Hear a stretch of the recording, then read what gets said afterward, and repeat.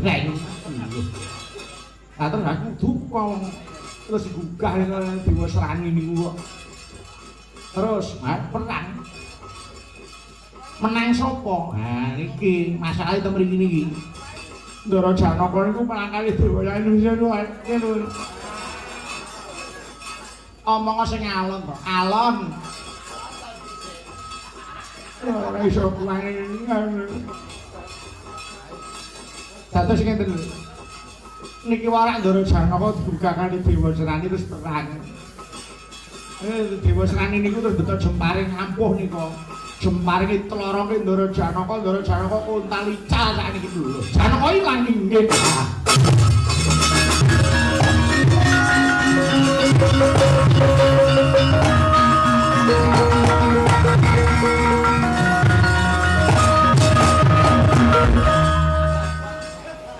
Gunane para kami opo?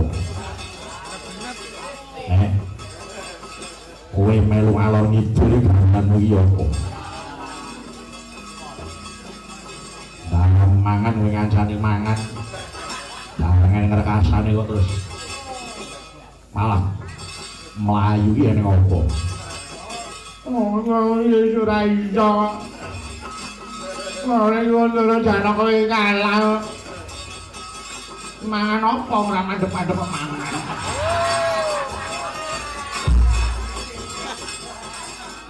Anggone cedhak ora nggo BPJS kok.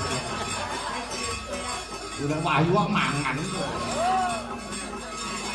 Sampeyan niku dadi masih niku pripun? Adine Cilaka kok masih menteleng ae. Gorane sapa?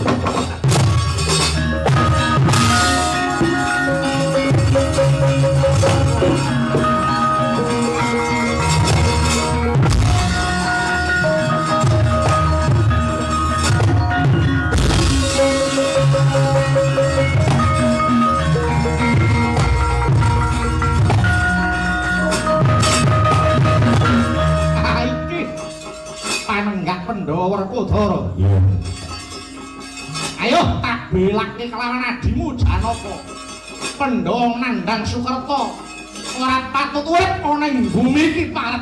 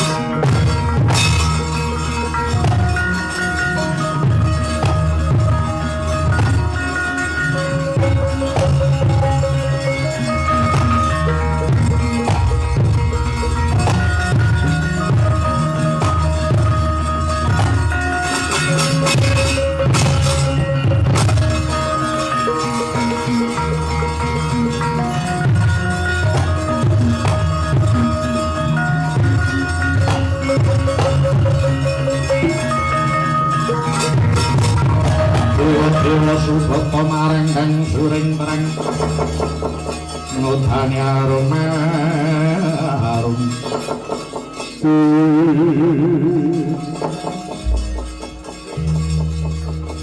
iki Kakang Ismaya ingkang munggah marang Kayuwangan Suralaya padha bagus sak prata kita Kakang. Iya Araharja prataku niskala Bathara Guru. Ana parigawe apa dene Kakang Ismaya katun semengko pengawak Bajra. Kita munggah marang Suralaya. Mulane aku munggah marang Suralaya amung bakal njaluk katerangan marang jeneng sira Bathara Guru. Apa bener Bathara Guru dadi lantaran tumuruning Wahyuta Jali? Ya Kakang Ismaya, ora sisip ulun ingkang pinitaya dening Gusti Kangita Jagat. Ya kuwi milih marang satriya ingkang pantes nampa Wahyuta Jali. Dina iki wahyune ana ngendi? Dina iki wahyune ndak paringake putra ulun Dewasrani. Kanthi dasar apa sira maringake Wahyuta Jali marang Dewasrani? Dewasrani kuwi bola-bali nggayuh wahyu ora tau entuk gawe. Dewasrani iki putra ulun. Ulun wis mangerteni dhewe lelagoning Dewasrani tumrap marang para dewa. Mula ulun iki dadi wong tuwa kudu mikolehake marang putra ulun pribadi. Aja nganti wahyu iki kliru ingkang nampa. Mula ulun banjur maringake Wahyuta Jali marang Dewasrani. Kuwi tegese kowe dewa sing ora waloka, kowe dewa sing pilih kasih. Dupeh kuwi anakmu dhewe tanpa ketok lelabuhane, tanpa nganggo laku prihatin. Banjur tok wenehke marang Dewasrani. Bathara Guru, tegese kowe dewa sing ora kena dipercaya. Kudune sing menang milih ki wahyune dudu menungsane, ora kok banjur kok ulungake kaya wong dol tinuku ki ora. Bathara Guru, yen pancen kowe menehke wahyu ki marang Dewasrani, tegese kowe iki dudu wataking dewa, merga kowe angkara murka. Mongko sing jeneng angkara murka kuwi dudu wataking dewa, angkara murka kuwi wataking buta. Jelek dados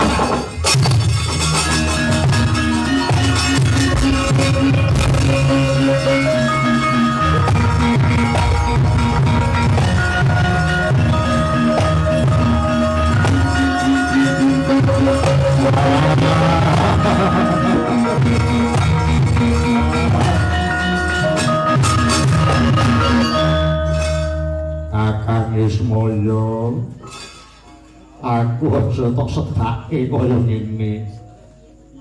Aku ora nyedake, Yayi.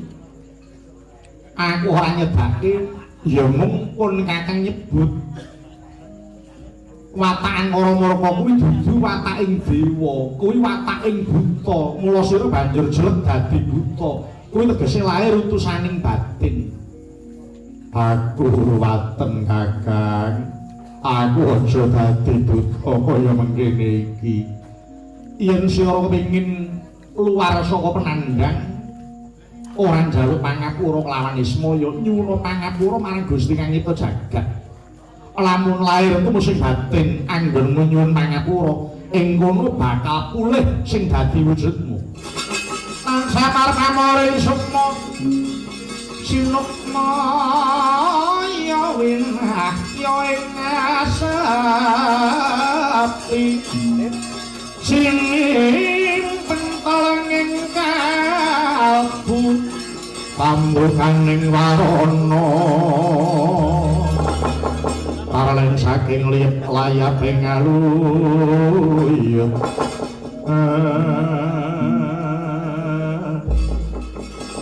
Gusti ingkang nyipta jagat, kula ngurmaosi lepat, kula ngurmaosi krentu. Tumindak kula menika namung kasurung hawa nafsu kula Gusti. Dinten menika kula sampun mertobat lahir batos. Kula sampun tobat lahir batos sineksen bumi saisinipun Gusti.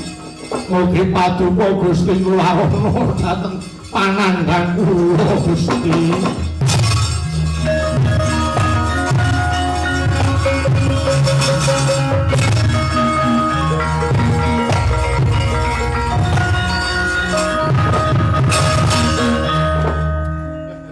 Kakang Ismaya, ana apa Yai? Ulun wis godheng ngreh kelumputan ulun rucat wujud ulun raseksa, pulih wujud ulun sekawit. Iya. Lamun ta sira lahir batin, tak jaluk aja ngapusi karo batinmu. Nalika pun kakang tumurun ana Madyapada duweni kewajiban ngomong marang turun-turunmu.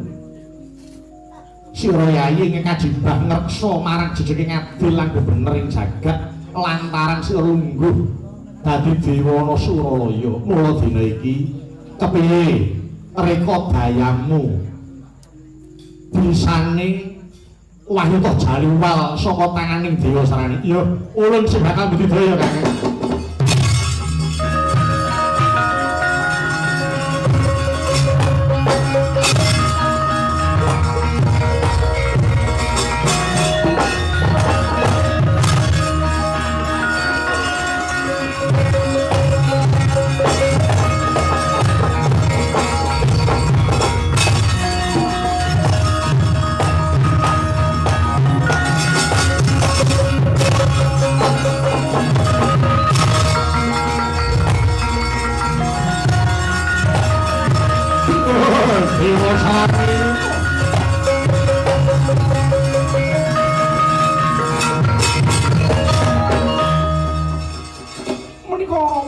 Bathara Kala, ya aku sing goleki kowe Dewa Sarani.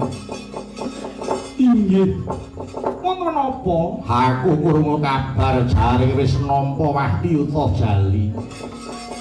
Pangestu paduka apa sampun mundi Wahyu Jali. Nanging sabab apa yen kowe nampa Wahyu? Tak sarang ana dadamu murup mawa cahya. Kowe tegese Wahyu kuwi durung nyawiji karo ragamu. Lah, kuwi isih ana carane. Yen kowe ora nindakake tapa brata tangeh, Wahyu kuwi bisa nyawiji kelawan ragamu.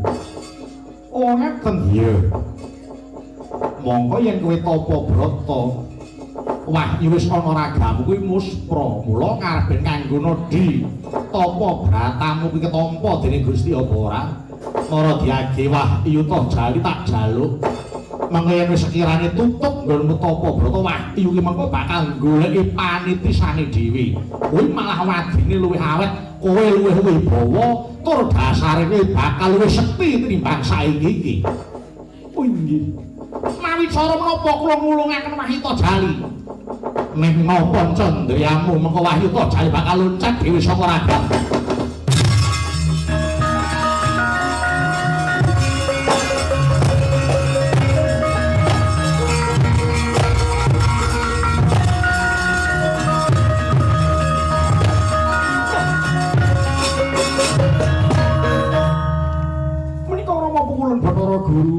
Iya, ulun kang minggo Bathara Kala Dewa Sarani.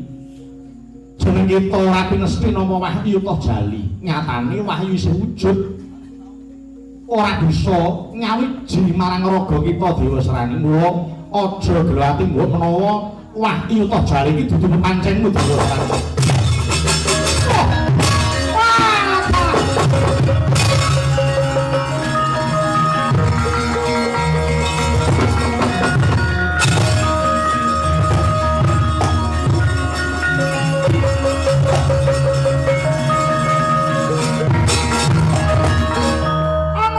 Ger tawang-tawang tangis waduh ibu.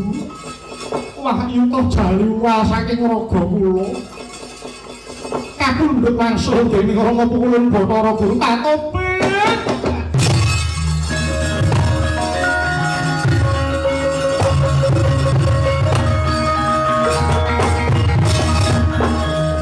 Dewa Sarani wonten dawuh ya wis. Terima-terima ya nggih. Mbok menawa iki dudu pepancen, mengko yen ana Wahyu liyane tak goleki meneh. Wis, terima-terima Wahyu nggih. Aja nggih mongso mundak cilaka gare wis dipundhut lawan Rama Pukulun Bathara Guru. Kok ibu ora bisa apa-apa, bali wae Dewa Sarani.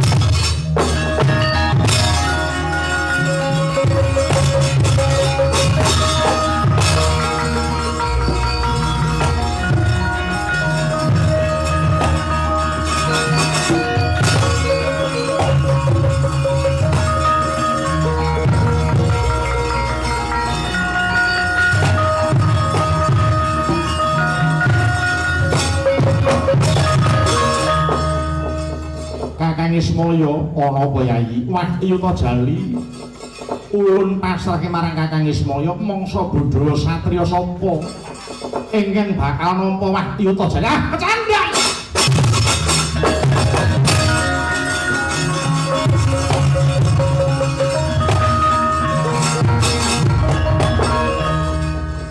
Ora pangling kesuk maniku Kumbayana wani nyaut Wahyuta Jali.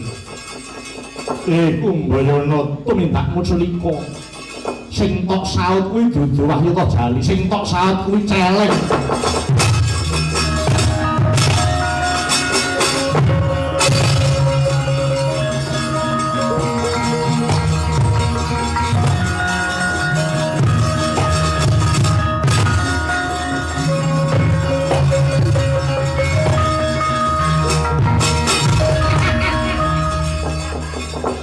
Nyaut Wahyuta Jali. Jenenge Wahyu sing elok iki wong sing bobote kaya ngene. Antepe Wahyu Jali hebat tenan. Kelakon aku mbok Wahyuta Jali tak go bali marang Ragati.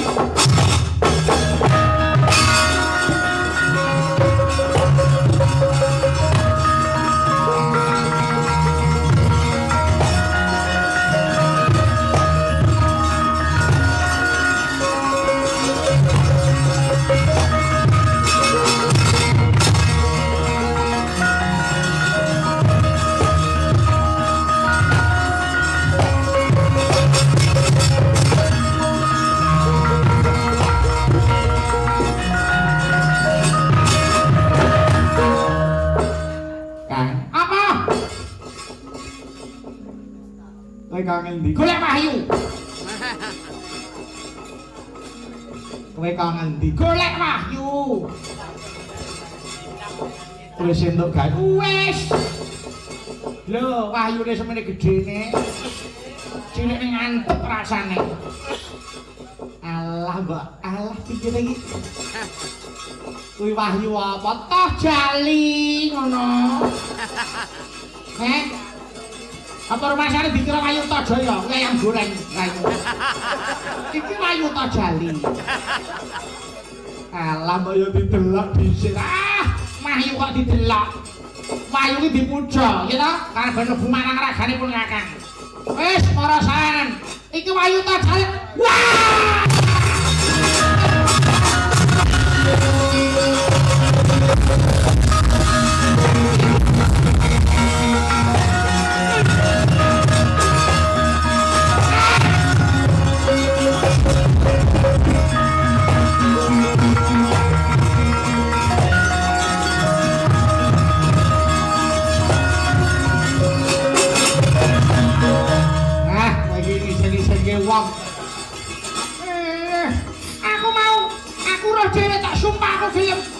Wahyuta Jali iki tak saut dibawa karo Ismaya. Alah Wahyu apa?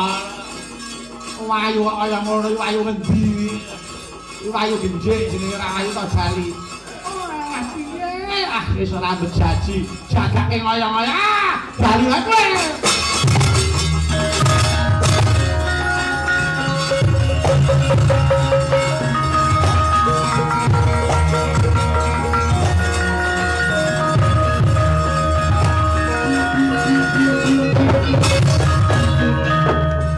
Pinesti kersaning widi Wahyuta Jali dudu pesine Begawan Durna. Iya Kakang, gandeng Wahyuta Jali wis tak gawa. Pun Kakang nyun pamit bali marang ragaku tumrap padi satriya sapa kang pantes kanggo kekandhangane Wahyuta Jali. Iya. Ulun mangayu bagya aja nganti kleru. Anggone Kakang Ismaya ngetrapake ing reh kawicasanan. Sapa kang ngomong Wahyuta Jali Jaya Jaya Wijayanti Kakang.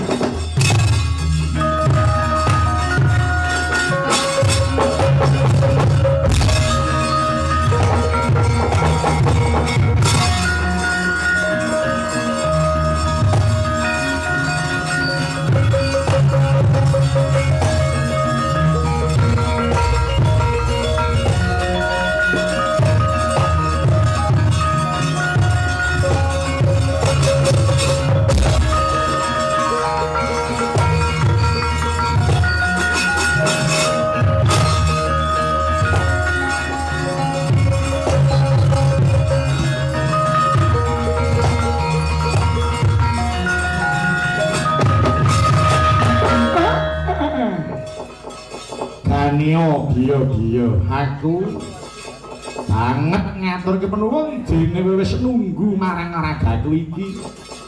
Inggih ulun gandeng aku wis entuk gawe. Wahyuta jali wis tak cekel. Karep ben ora lemes awakku. Kowe ndan bali yo manjing marang ragaku selika.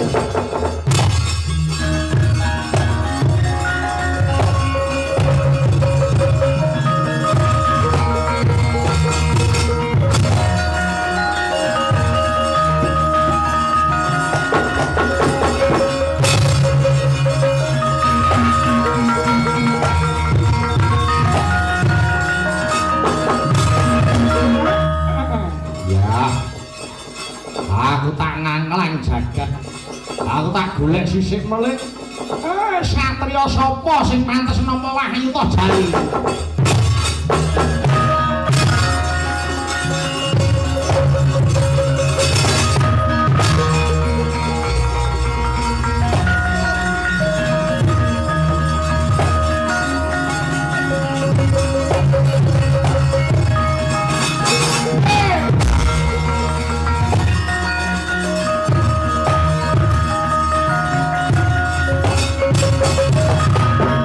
Ndara Janaka Kakang Semar nggih ora kencan semayan tinemu ana kene nggih niki wau kula kisah saking pucaking Gunung Tidar ngupadi satriya sinten ingkang pantes dados wadhahipun Wahyuta Jali niki. Wahyuta Jali nggih wahyune tak suwun Kakang nggih kabeh niku namung dadar ketrimaning gesang. Wahyu niku yen durung ketemu panitisane isih gatra kaya cupu. Ning sejatine niki nduweni daya luwih. Sapa sing dadi kekandhangane tumuli badhe nyawiji sajiwa kaliyan nyempi mesti dados kekandhanganipun.